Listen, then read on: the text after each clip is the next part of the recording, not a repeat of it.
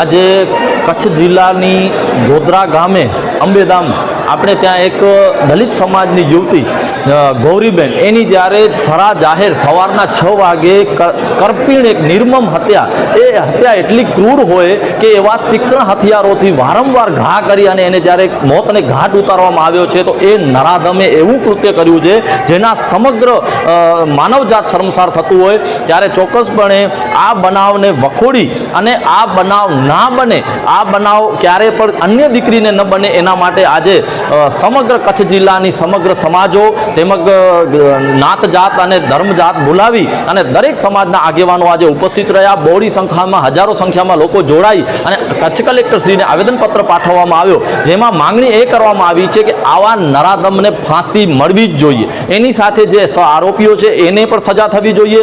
સાથે આ જે દીકરી છે ગૌરીબેન, એને પણ ન્યાય મળવો જોઈએ. ન્યાયમાં અમે એવી માંગણી રાખેલી છે કે સરકારી વકીલ રોકવામાં આવે, જે ખાસ સરકારી વકીલ રોકવામાં આવે, સાથે આ કેસ ફાસ્ટ ટ્રેક કોર્ટમાં ચલાવવામાં આવે અને આ દીકરી એક આધાર સ્તંભ હતું પરિવારનું, કારણ કે એને પહેલા પણ પિતાની છત્રછાયા ગુમાવી દીધેલી છે, ત્યારે આ પરિવારને આર્થિક સહાય રૂપે પણ એને મળવું જોઈએ.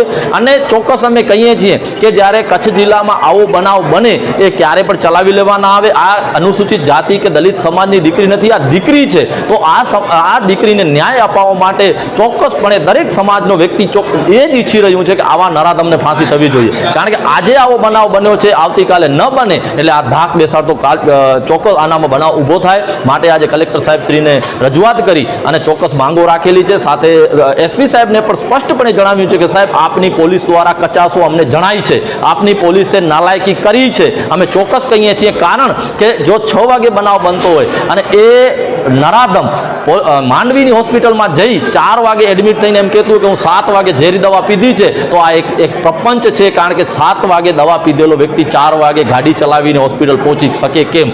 સાથે માંડવીની હોસ્પિટલની પણ કચાસો છે, ત્યાંના ડોક્ટરોએ પણ નાલાયકી કરી છે, કારણ કે જો ત્યાં એ જાય છે તો એના બ્લડ સેમ્પલ લેવા જોઈએ, એને જો વધારે તકલીફ હોય તો અન્ય કોઈ સારી હોસ્પિટલમાં એડમિટ કરવું જોઈએ. કોઈ પ્રકારની પ્રક્રિયા કરવામાં આવી નથી. આ એક જાણે ઝેરી દવાનો પ્રપંચ કરી અને આ મુદ્દામાંથી છટકવાની બાબત છે, જ્યારે ક્યારેય પણ ચલાવી લેવામાં આવશે નહીં. આ માટે અમે દરેક રજૂઆતો કરી છે. આગળ જતાં પણ આ મુદ્દે સક્રિય રહી અને આના માટે જરૂર પડે તો વકીલોની પણ પેનલ બનાવી અને આ ગૌરીબેનને ન્યાય આપવા માટે અમે ચોક્કસ આગળ આવશું. અને ફરીથી તંત્રને જણાવીએ છીએ આપના માધ્યમથી કે આનામાં કોઈ પણ જગ્યાએ કચાશ જણાવી તો અમે ચોક્કસપણે આજે મૌન રેલી સ્વરૂપે અમે કલેક્ટરને આવેદનપત્ર આપ્યો છે, પણ આગામી સમયમાં ઉગ્રથી ઉગ્ર આંદોલન પણ આ દીકરી માટે થશે એ ચોક્કસપણે અમે ચીમકી ઉચ્ચારીએ છીએ.